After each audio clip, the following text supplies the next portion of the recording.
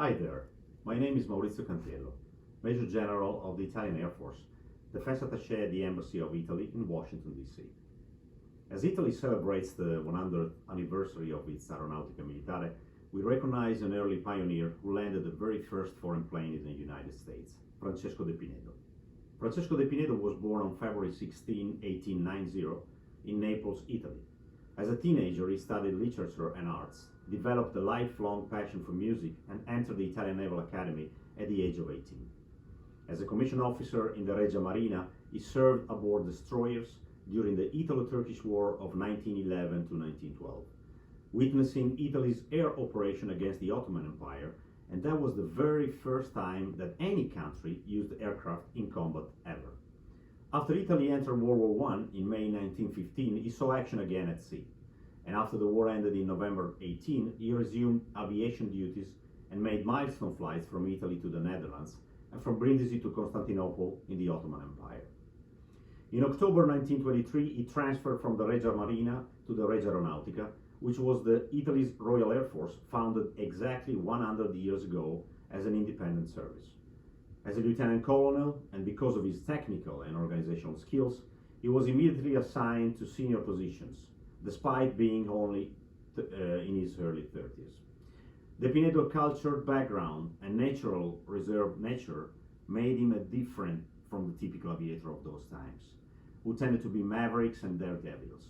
In fact, he preferred to avoid the public scene. He was an influential advocate of the seaplane, sharing a belief that flying boats were the key to aviation's future because of their ability to land safely at sea in case of emergency during long flights over the water.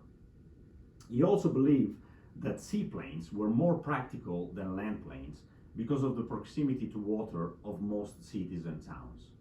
By 1925, he was regarded as Italy's leading expert on aviation matters, especially after he presented a paper to the Royal Aeronautical Society in London and published an article in National Geographic magazine. An almost certain promising career in the Regia Aeronautica did not appeal to him.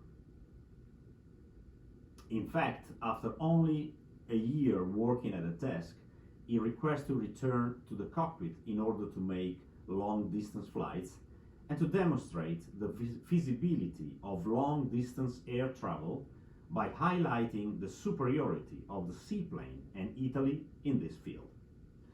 De Pinedo proposed a seaplane flight from Rome via Australia to Tokyo and back. And for this flight, he chose a CI S-16 Ter flying boat that he named Gennariello.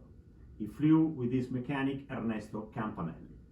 The journey covered about 35,000 miles in 370 hours, 80 legs over the course of 202 days, and a 1925 issue of the magazine Flight described this journey as the most extensive aerial tour on record.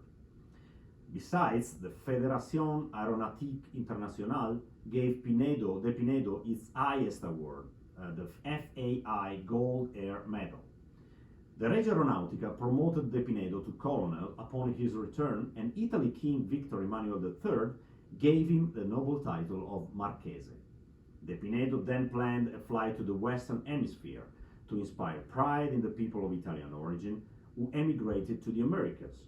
His idea developed into the what's so-called the Four Continents Flight of 1927, demonstrating the ability of a flying boat to fly from Italy to Africa, across the Atlantic Ocean to Brazil, several stops in South America, the Caribbean, and then a tour to the United States and Canada with a definitely transatlantic flights back to Rome.